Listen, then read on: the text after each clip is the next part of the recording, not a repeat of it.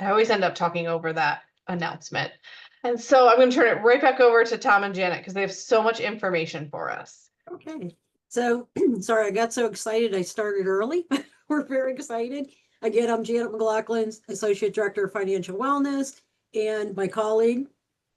Hi there again. I'm really excited to be here. My name is Tom Damsky. I'm an Assistant Director of Financial Aid here at the University of Pittsburgh. And our offices, like we said, we work together, but we are two separate offices. So we want to kind of explain just a little bit of the difference. And then we're actually going to kind of go off into two different directions. And Tom's going to explain what he does and what his office does. And then I'll explain what our office does. And hopefully we can answer any questions, but we'll take questions at the end. So right from the start, who are we? Tom, why don't you explain financial aid?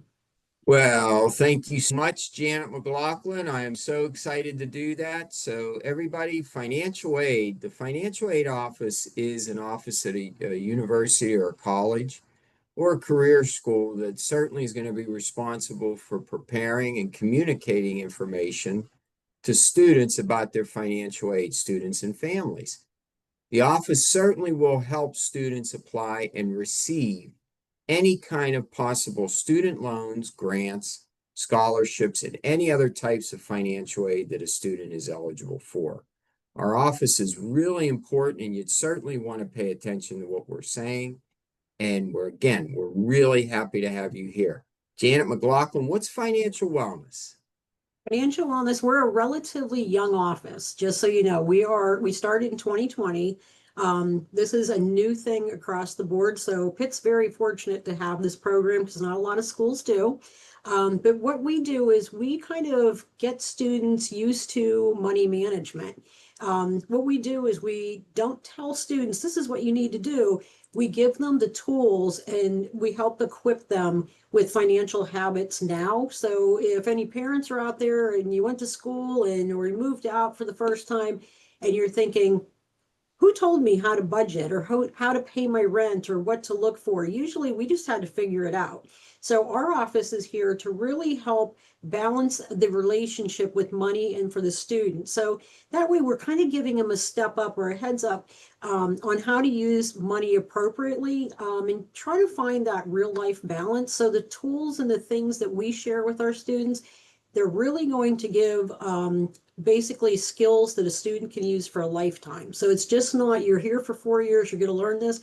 These are things you're going to learn from in school and you're going to use for a lifetime. So, ladies and gentlemen, applying for financial aid. These are the steps that I'm going to go over and discuss of how a student and a parent together can apply for any kind of financial aid option through the FAFSA form. The FAFSA form is a form that each individual should certainly use. We get many comments and questions and concerns about that, but one, it never hurts to apply for the FAFSA each year. You're going to do that application starting in October. Where you're going to do this application as we have it on there. The website is studentaid.gov. Please, if you can, take a picture, jot it down, just so you have this information. Why? Because it's something you're going to certainly need throughout your college career. Very, very important to do.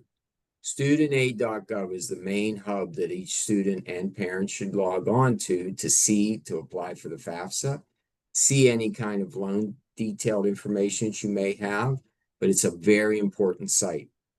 This is also where you're going to create your FSA ID number.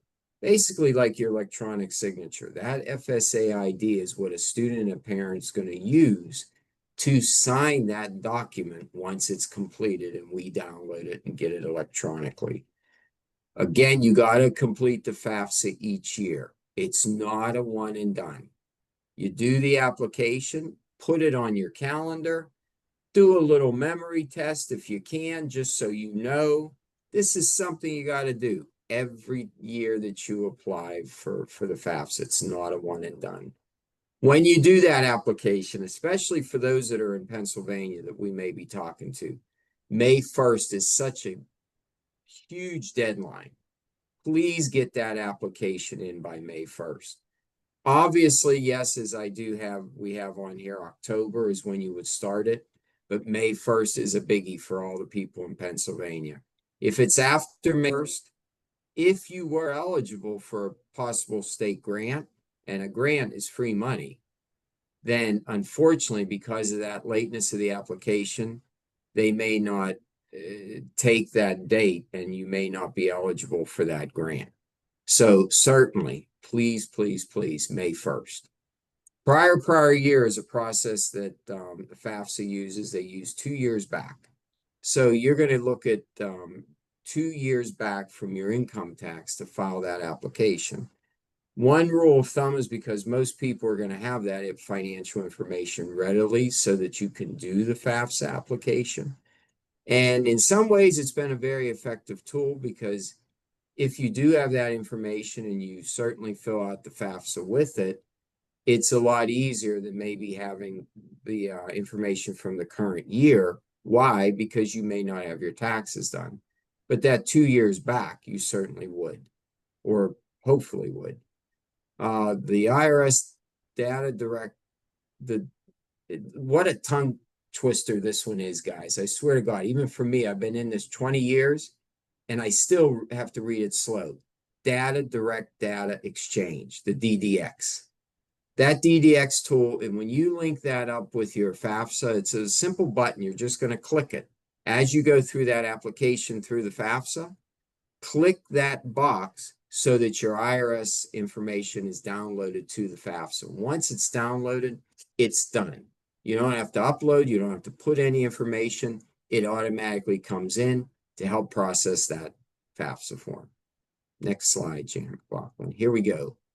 What we're going to discuss too coming up is for paying for college, which is very important for each and every one of you. In the financial aid office, you see our website. Please, again, if you can, take a picture of that. Take a picture of that website so you have it for future reference. We are going to discuss the Parent Plus loan, private educational loans, and also our friends, the Student Payment Center. Great people to talk to for those of you that are out there that work with 529 plans. Or if you do have an interest of a payment plan, it's going to be through our Student Payment Center. So again, please jot that information down so you have it. Here comes the loans. This is the part that, geez, everybody doesn't really want to talk about, but it's a necessary function that we all should know something about. So there's different types of loans that a student can certainly receive. The federal direct loan, okay, is the one that's either subsidized or unsubsidized. Subsidized typically for an undergraduate student first year is going to be $3,500 and $2,000 unsubsidized. Now, if that is a need-based, believe it or not, the subsidized federal direct loan is a need-based loan. So the student would have to have need. What I mean by that is a basic premise. There's a cost of attendance, a budget. The budget is tuition fees, living expenses for a student. That budget minus the student aid index, that's the information, the financial information on the FAFSA. If you have need, you're eligible for that subsidized loan. If that student aid index is over the cost of attendance, unfortunately, you would only be eligible for an unsubsidized loan, but you could get the full $5,500 for the first year level of loan in an unsubsidized loan if you wish to take it. The Federal Direct Plus loan, okay, is a loan that parents can take out.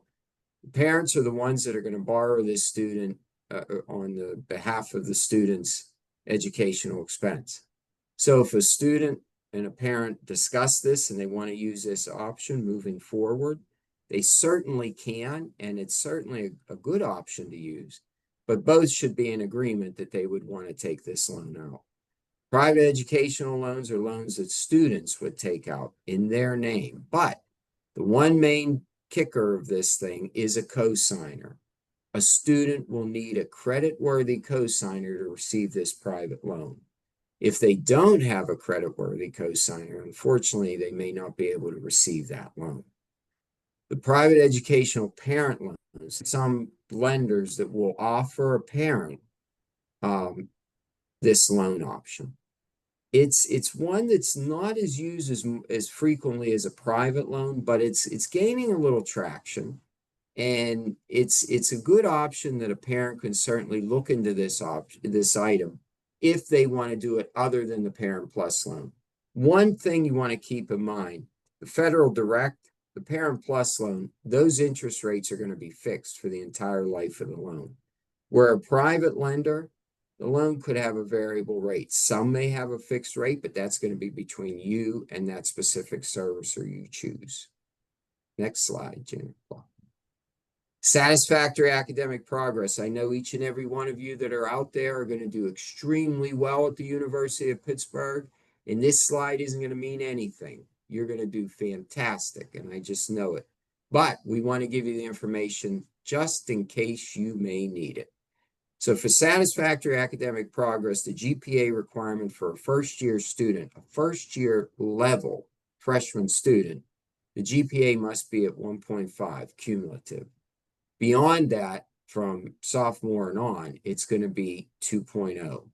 So again, that's a cumulative GPA grade point average. It's not just that it's one term. If you're here for the year, the end of the spring term, we're going to calculate and see where you're at. If you get a notification from us, you could be under that 1.5 or 2.0, depending the level you're at. Maximum time frame is another requirement for academic progress. The student must have credits that were attempted by the student cannot exceed 150% required, defined by the university's published length of the specific program. What that means is you can't go above 150% of what it's going to take for you to graduate with that degree. Typically, you're looking at 120 credits. If you start going beyond that, that's when this could be an issue for you. A lot of times, this one type of maximum time frame is going to be more towards a graduate student. Graduate students may hit this more than undergrad.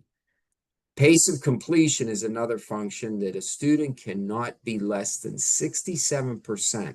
So if you think about this, if you have, and I always use this example, and it's a little bit down the road, but if you have 100 credits that you attempted and you completed 50 of those credits, now, if you were in a crowd in front of me, I would ask you, are you completing academic progress? And every time that I've never had a group that said different, no, you're not. Why? Because you're only completing 50% of the credits as opposed to needing to complete 67. So what would you need out of that 100?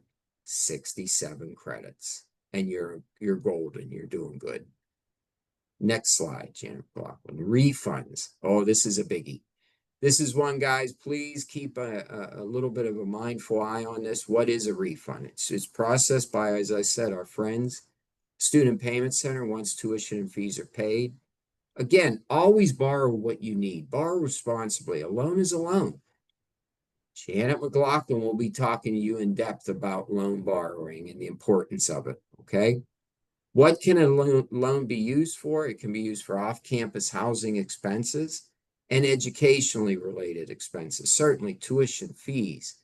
Again, living expenses, books, travel expenses. There's so many things that are going to function in what you can use for a refund. But please keep in mind, one last time I'm going to throw this in, borrow responsibly.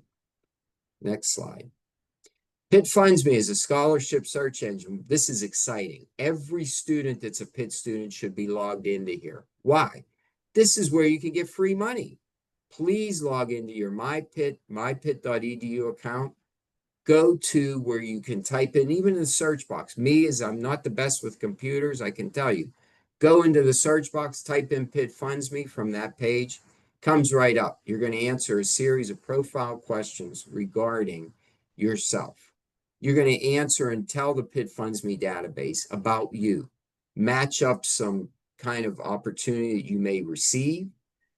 Go further through with that once you link those questions, and you may get that application. Once you get the application, it's going to be through your personalized dashboard. You may then be able to receive that scholarship that you're applying for, that you're answering questions about you. Manage this, watch this. Again, it's like the FAFSA. Again, what did I say? It's not a one and done. You're not doing the FAFSA once and you're not doing Pitt Funds Me once. You go back periodically, check the status, see if there's more questions that are being asked. If there's more questions about you, answer them. You may get opportunities of funding through this. Next slide. Here comes our contact information. Again, please take a picture. Do whatever you want. Feel free, give us a call. 412-624-7488. Hit option 2. The email, finaid@pitt.edu. Feel free and always email us. We're more than happy to help you in any way whatsoever. And the school code, the main important thing, the University of Pittsburgh, 008815. Again, do the FAFSA every year. Do that application. It never hurts to do. It's so important because you could be leaving money on the table, even if it is a federal loan and you want that loan, you want the Parent Plus loan, you're hoping to get it, you need to supply the FAFSA in order to do that. Okay, now it's going to be Janet McLaughlin's turn to give you a lot of information on wellness. Sit back, enjoy, it's going to be great. Hi, everybody. As I said, my name is Janet, and the financial wellness, as we kind of said at the beginning, we're here not to tell students what to do with their money. What we're doing is we're giving them lifetime skills. So we're really trying to empower the Pitt community with the knowledge, the habits, the resources to manage their financial well-being. And the reason we say that is because if a student has a financial problem, generally, if they're worrying about it and their mind is over here, then we find that they can't really study and get their head in the game when it comes to academics. So we really want to help help folks be comfortable with that. And usually during college, that's when you start doing the, working with money. This is actually our team. You might recognize that, that section of road there between the Cathedral and the Union.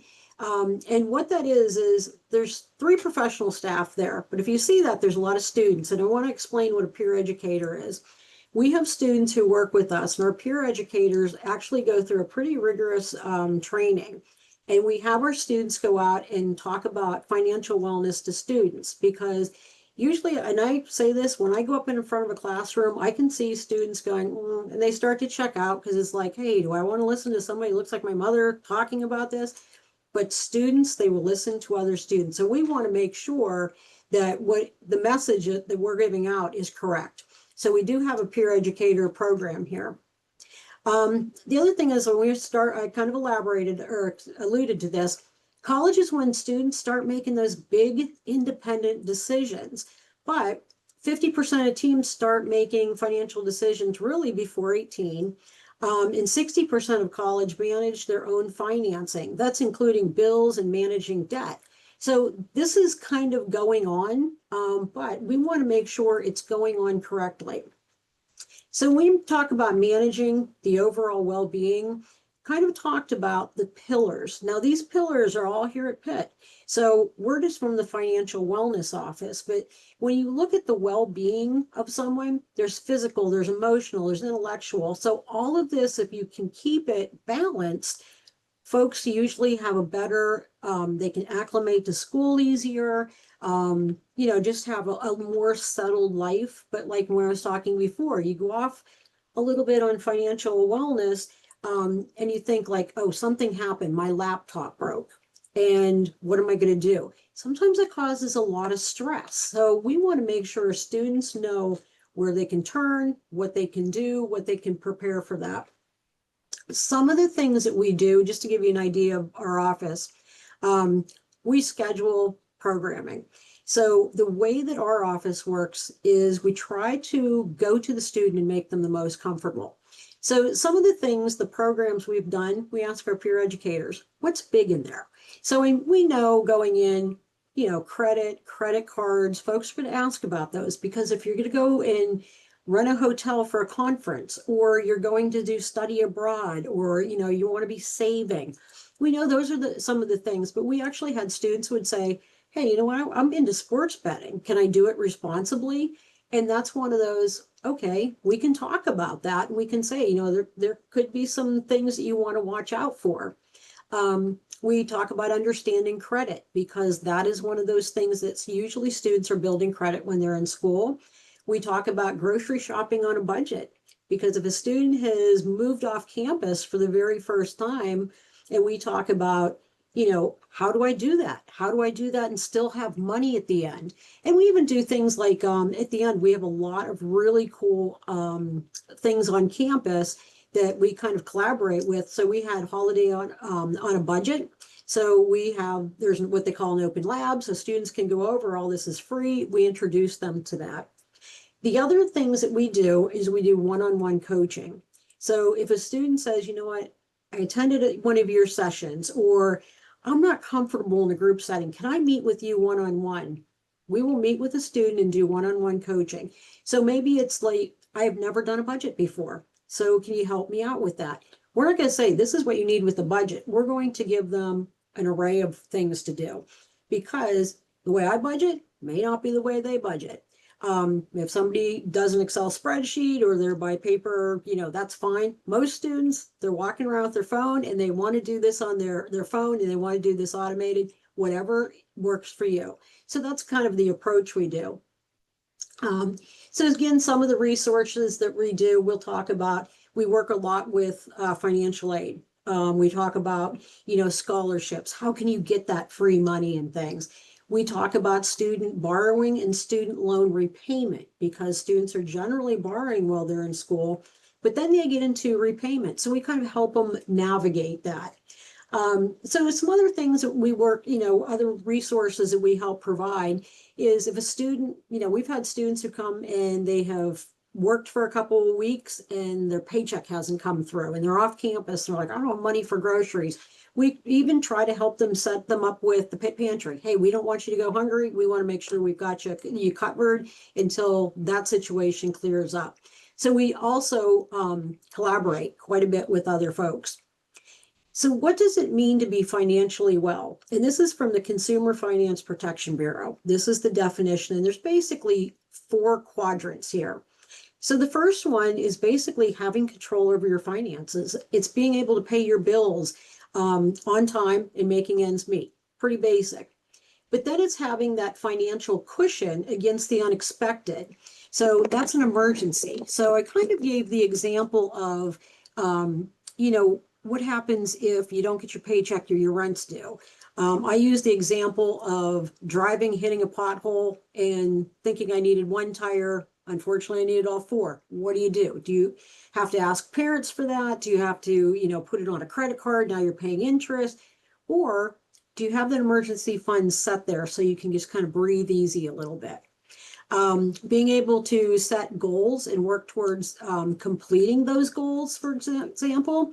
And some of these are probably going to be a little farther out, like maybe purchasing a home or car or repaying those student loans. Those are the things that you kind of look in the future, but you also get your, it helps you set the goal.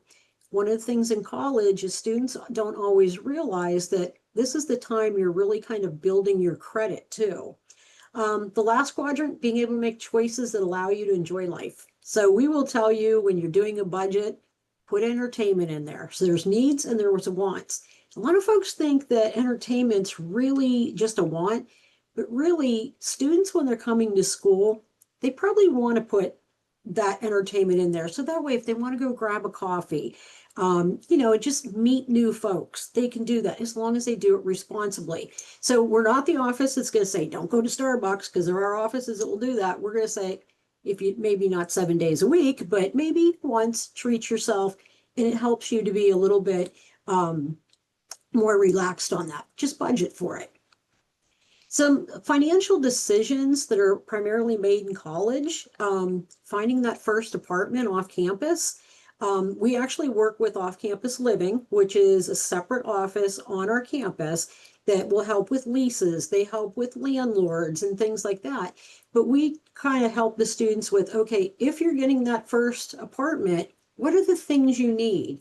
What are the bills you're going to be paying? Are you looking for, how are you going to pay a gas bill? And one of the examples I use is gas bill in August and a gas bill in February in Pittsburgh are two different things. So we want to make sure, are you saving up for that so you're not shocked later on?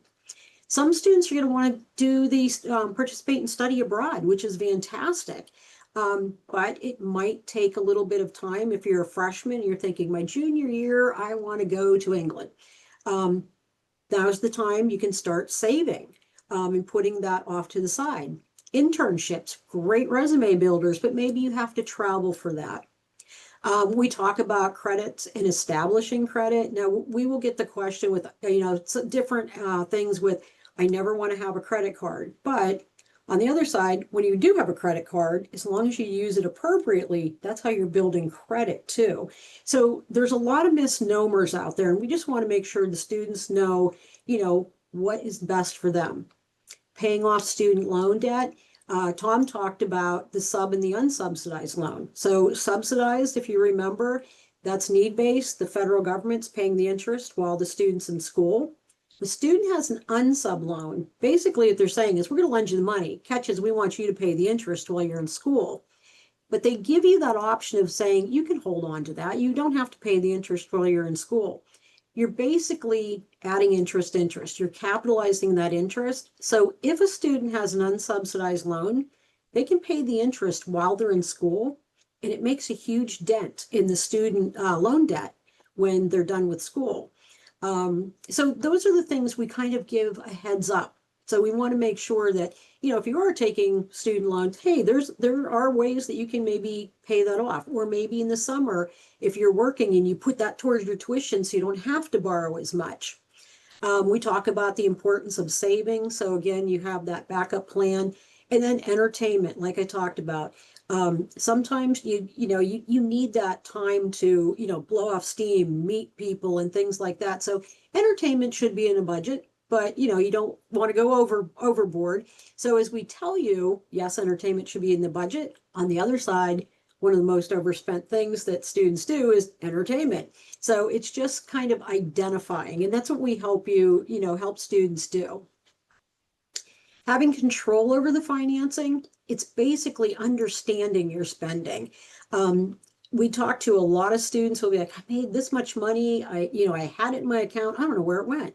So it's identifying it. It's creating that budget to see where your money is going and controlling the spending. And it's not easy. I mean, I think anybody on this screen is going to say, budgeting's never perfect, but what we say is, if you budget and it doesn't work, get up, dust yourself off, and start again, because life's going to throw you some curveballs. We know that.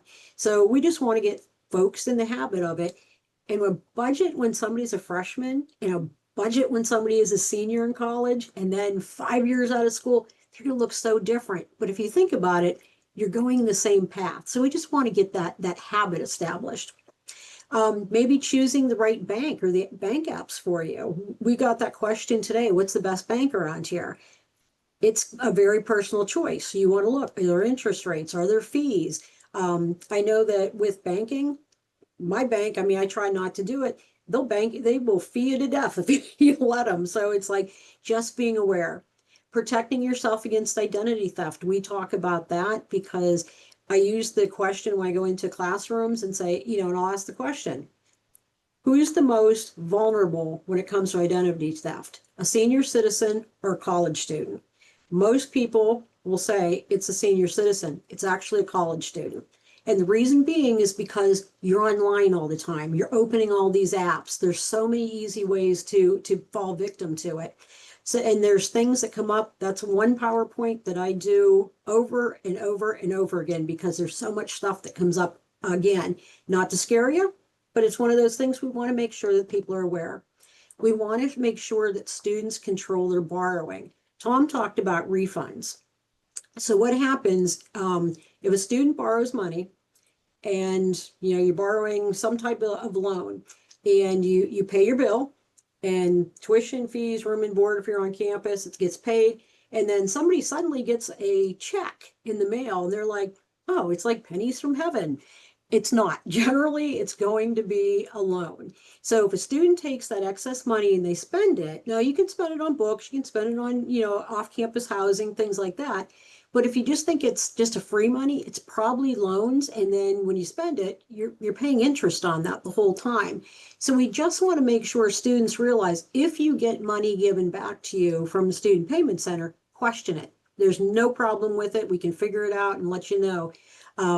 But we just want to make sure that you don't over borrow. Earning income to support daily expenses, that's something if you can handle a job while you're in school, that's a great start to budgeting if you've never worked and never budgeted again. And we can, like I said, we have one-on-one coaching. It's not uncommon for a student to come in and say, can you look at my budget? I'm budgeting. I don't know why this isn't working. Sometimes it just takes a second set of eyes. Sometimes it's okay, we need a game plan to pivot a little bit. So at least there's somebody they can ask. This is something that's brand spanking new. So I'm really excited to be able to share this because it's the first group I get to share this with. We are partnering with what they call Groove, and it's Groove Money. And you can pull out your phone and do the QR code here. But this is module learning. And basically, it gets the student involved. So students are in this. It's really fun. It's interactive. It talks about students' money personalities. So when I talk about money personalities, and we all know people who are spenders, savers, they all handle money differently. And money is actually your habits. This was kind of an interesting thing that I learned. Your money habits are generally taught by your family, and it goes 5 generations back. That's a long time. So what you see, you repeat. So it kind of tells you where you're at with that. So this will kind of give them an idea of where their money personality is. It will help them with goal setting, cash flow, which they can set up with their bank, and it can kind of give them ideas from there. It talks about anxiety, because anxiety and money, they kind of go hand in hand. Flexible learning, it gets personalized experience. It talks about habits, and there's a ton more. And it's very fun, and there are videos. I mean, it's one of those things you could actually spend quite a bit of time playing with it. Parents, students, check it out. Managing student loan debt, this is something that we do a lot with, especially towards the end of the year when students are going into repayment. We talk about, when you're applying, compare those interest rates. Like Tom was talking about a private ed loan. Those are completely a different ballgame from federal. Federal, the terms are set across the board. When you look at a private ed loan, interest rates, are they fixed? Are they variable? Who's the lender? What's the interest? There's so many different things on there. So students can talk about that before they get into applying for it. Student loan refunds, like we talked about, you want to budget those funds. And here's the thing, students are on campus, it's easy to budget, right? Because you get the bill from the university, you pay it, you're done.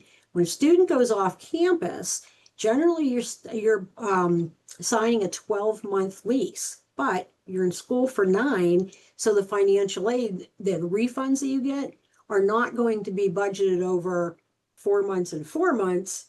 It's really going to be over 12 months. So you really have to budget for those summer months.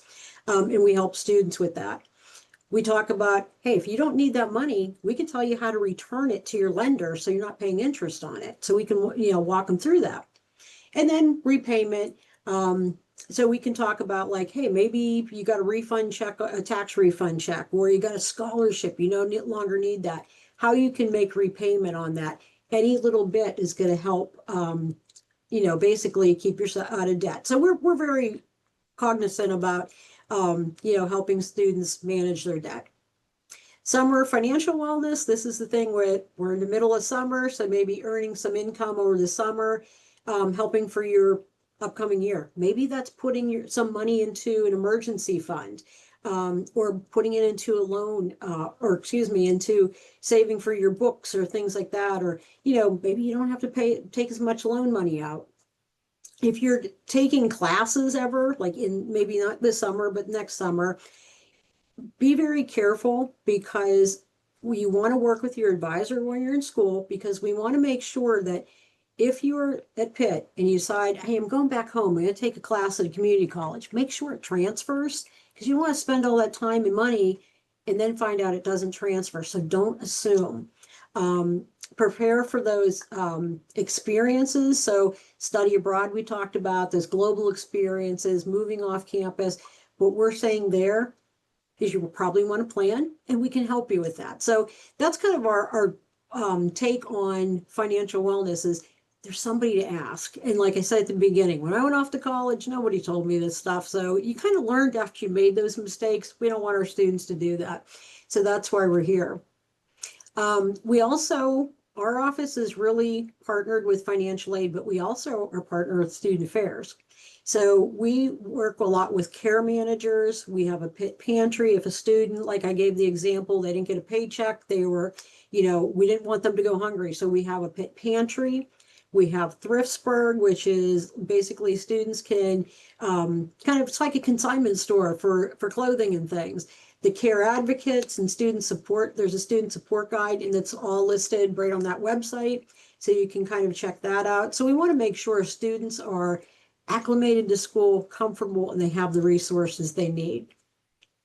We work with this off-campus student services. We talked about that. That's the office that actually helps with, living off campus, renters, things that students should know while being off campus.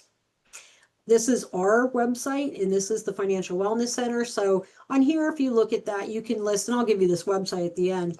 We'll talk about the online learning. We talk about the workshops we have. And again, we'll advertise workshops. We'll advertise all kinds of things there. And then you could request and schedule appointment for one-on-one coaching. And the last part of it, this is the one you might want to take a picture of. So this is going to be, give us feedback. If you want to learn anything more about our office, we try to cram a lot in a very short period of time. But like I said, our office is relatively young. We do the feedback because if you want to know something that we haven't covered, just let us know, because as we're being a new office, and this is actually a new field, we're trying to build out what's going to best help our students. So when they graduate and they get that first job and they get that first car and they're living life, we want to make sure that they have all the skills that they need to basically take that and run. So at this point, I believe we are going to open this up to some questions. I'm going to go to the top. I'm going to stop sharing.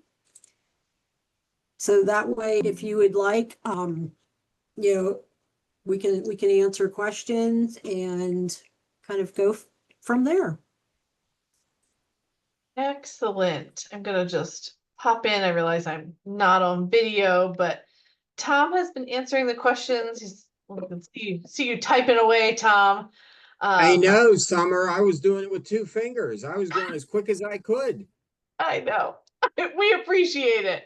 Are there any that you want to highlight from the ones that you were able to type in answers?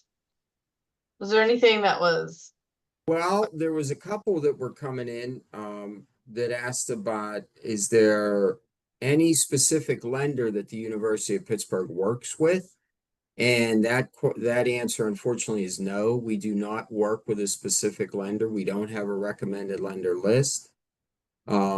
If you do go to the main Pitt page, pitt.edu, and if you type in Fast Choice, there is some information that we have on there on our financial aid page that will list for private educational loans and great information out there for the people that are asking, but we don't have that specific list. Also, there was a couple questions that came in about the FAFSA application itself that, yes, you should be doing this every year. And they asked, is it a requirement? No, it is not a requirement, but it's certainly a wonderful opportunity and option for each individual student to certainly apply for any financial aid option that they may receive, whether it be that federal direct loan, some kind of form of a grant. A grant is also, remember, need-based, and we didn't really cover a lot with this, but again, what need-based truly is going to signify is a basic formula in financial aid. Each student just has to keep in mind cost of attendance minus the student aid index equals need. So that cost of attendance is going to be made up of tuition, fees, living expenses. The student aid index is going to be made up of what is determined through the FAFSA form once you file the application and you get that information back. If that number, the cost of attendance is an example, let's say you're an in-state student and it's around $41,000.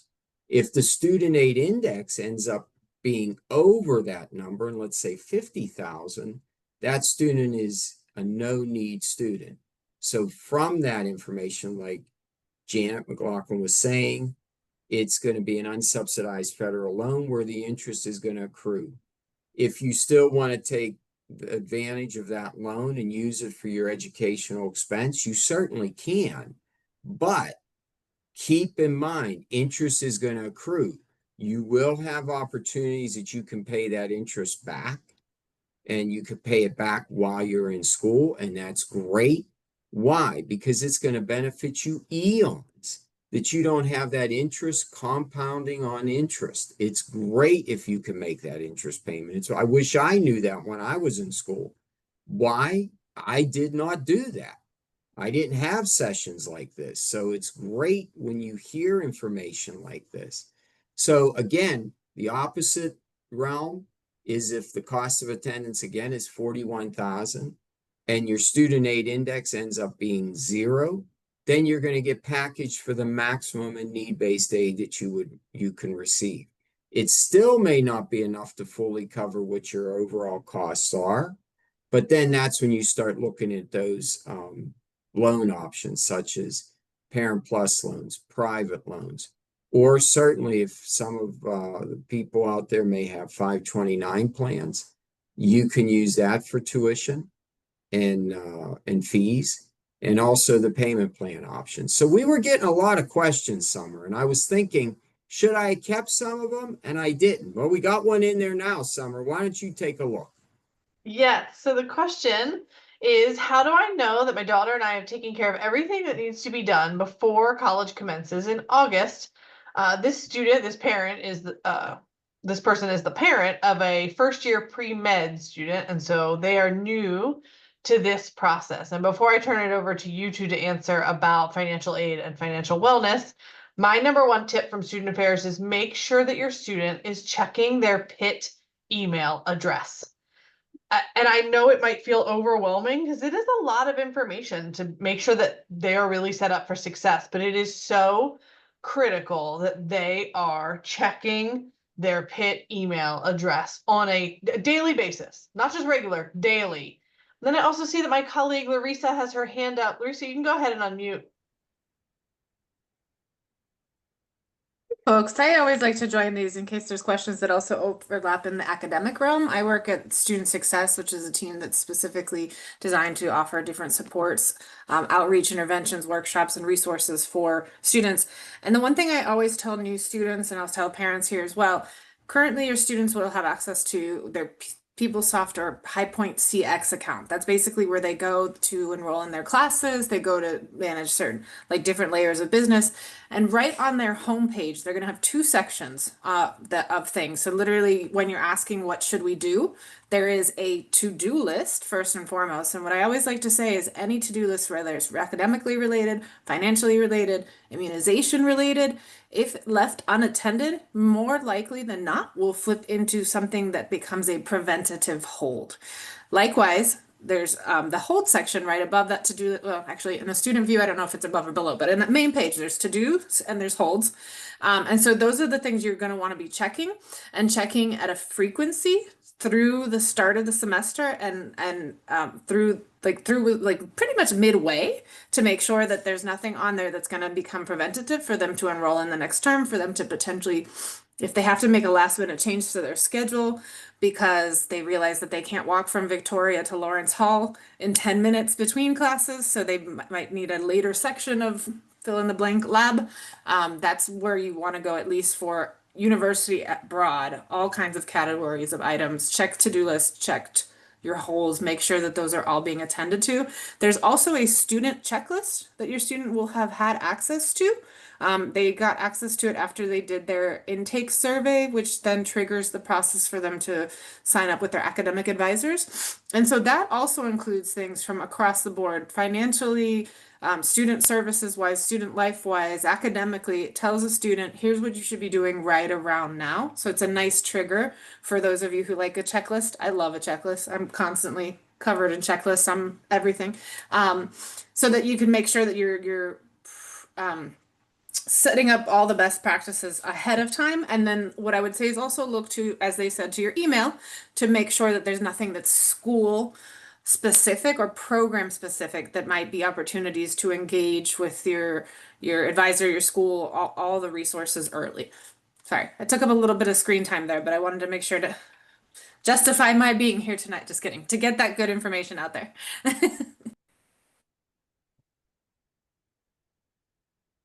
Excellent. Tom, Janet, anything to add to how to make sure we know that we've done everything?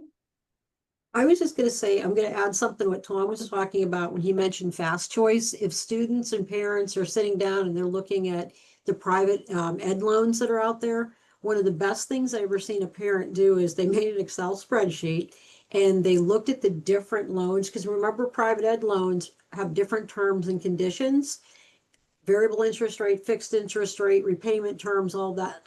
And basically they were able to look at the things that best fit their situation. They were able to funnel it down and pick. So it's a personal choice on that. But sometimes, like when you write them out, it just kind of one's going to pop at you. So because going into that, that can be overwhelming. So, you know, we're always going to give you tips on something that you goes, okay, you can take a deep breath and go, we can look at this, you know, and see what best fits your situation.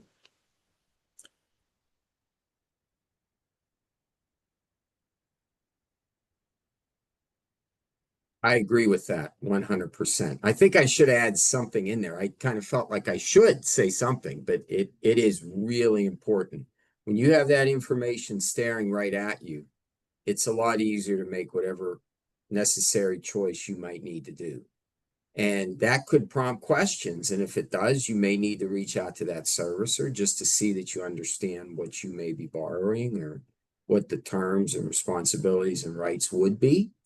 But yes, I agree with that. I love paper. I'm all about paper. Very, very great.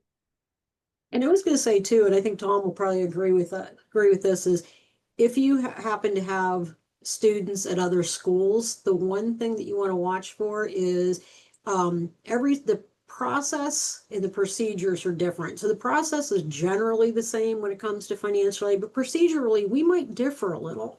So it might be the different types of grant programs and different scholarship things that are out there. So if you ever question it, don't feel bad to, you know, and say, should I assume or should I ask? Just ask. That's what we're here for. So that's one of the things that can kind of get you in trouble a little bit. But you know, every school is going to be just a tad bit different. So feel free to reach out to us and we can help you out. Yep. I agree 1000% with what she just said. The worst question is the question you never ask.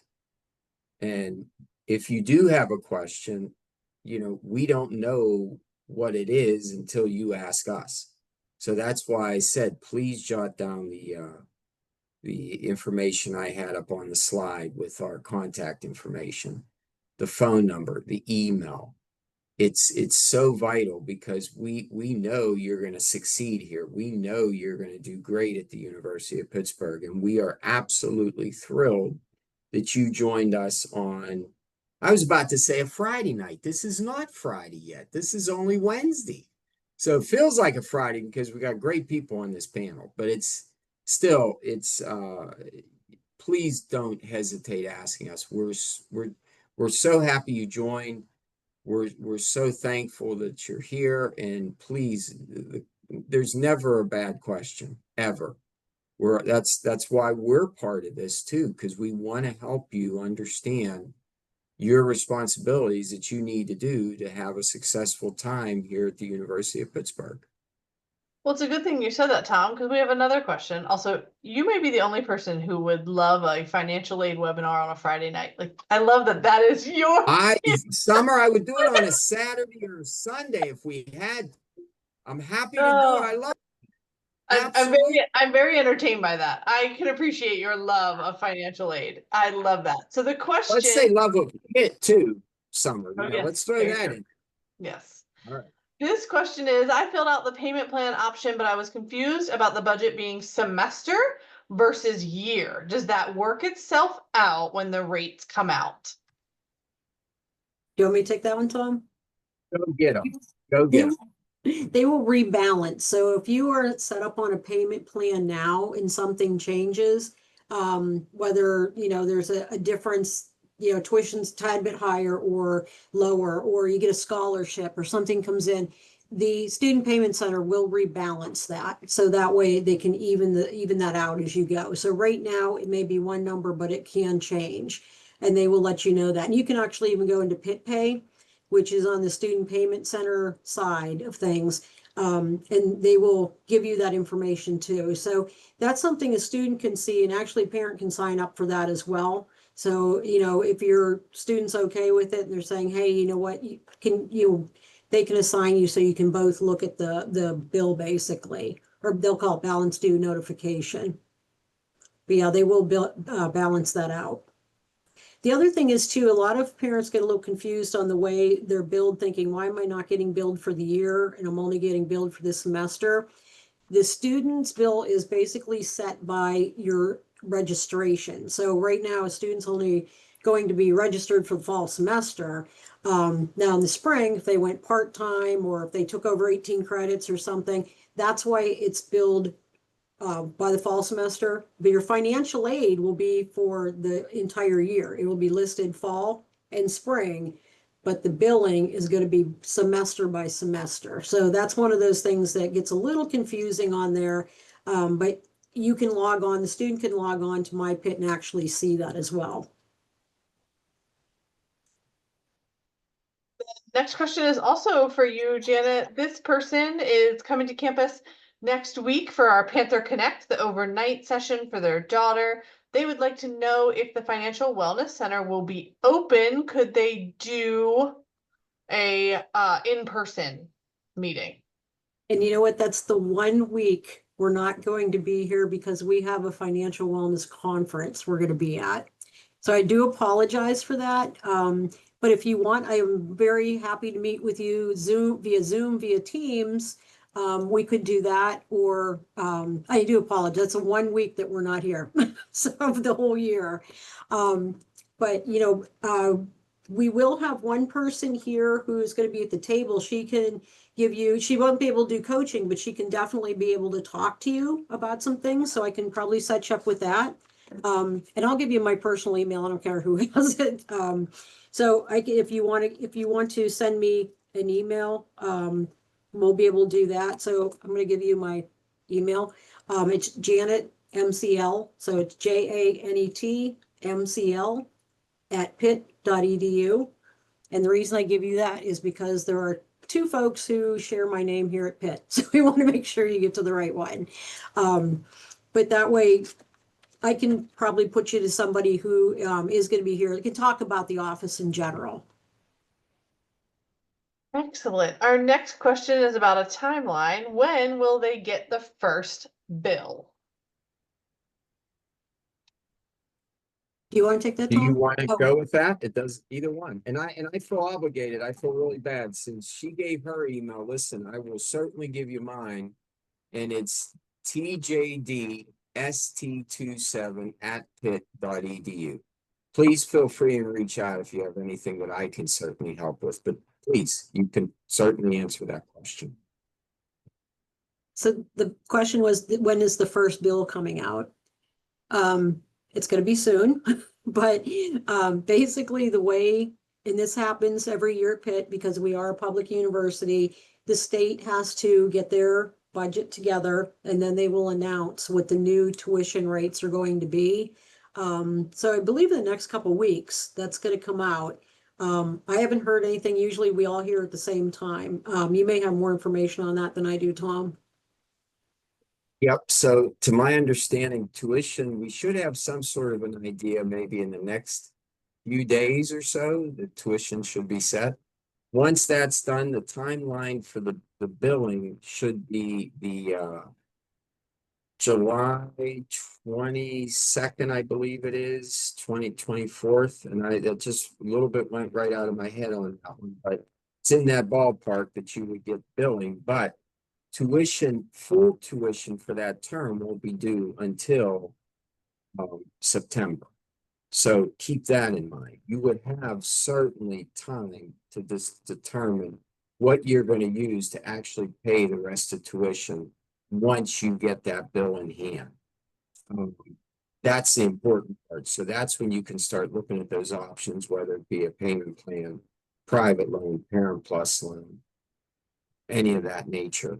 So it's not like when you see that bill, you'll see the due date. Then you'll also see the date in September is when that's due for the fall term. And I put that link in the chat, and Tom, you were circling it per my calendar, per Hank, or per our director of financial aid. It was July 23rd at the earliest, asterisks, pending that everything goes okay with the tuition announcements and everything. All Yes. that program that should happen. I believe at the end of this week is when they're going to be meeting on it. Yes, I believe you are correct. And thank you for putting that link in there. Very much. We appreciate that. Some or any other questions? Yes, sorry, my dog is now decided now is the time to bark. He just does not understand that we are busy. We've got some questions in the Q&A, or yes, in the Q&A about 529 plans. Is there a university code we should use when transferring funds directly from a 529? And then the second question looks similar. Can I send these directly to the 529 and have them send the payment directly to the university? So 529s. So do you want me to go with that one a little bit? I mean, we truly with the 529 plan, there is some information that would need to be done, but that is through our student payment center. That is the true office that you're going to want to work with. Again, and that was a question that I was answering previously. You can always give our friends in the payment center a call at 412-624-7520. The website was up previously, and hopefully you did take a picture of that. But they would be the best office to work with because one, some 529 plans are going to pay directly to the family, and then they use that to pay the school. Some of them will send the funds directly to the university or school that the student's attending, and the payment center gladly will help you with either one of those. And then similarly, I found the link to the payments and I put it in answering the questions. So if anybody else wanted to see the answer to that, you can click on that link. It tells you how to get in contact, some tips about doing it ahead of time to allow to make sure that it's processed without any delays. And so for the two individuals that asked that question, I responded. Hopefully you can see it, but also if anybody else wants to know, it's on that page pretty much who to contact and what some of the initial steps and things to know are. Thank you again, Melissa. Thank you so much. welcome. We are actually right up at 7 o'clock. We've used our whole hour together. We've got some great information and questions answered. You have their email addresses and contact information. And as a reminder, if you missed anything or want to revisit, this was recorded and will be posted to the Student Affairs YouTube channel. Thank you all so much. Tom, Janet, thank you. Larissa, thank you for being behind the scenes. And hope you have a great Wednesday night. Thanks, everybody.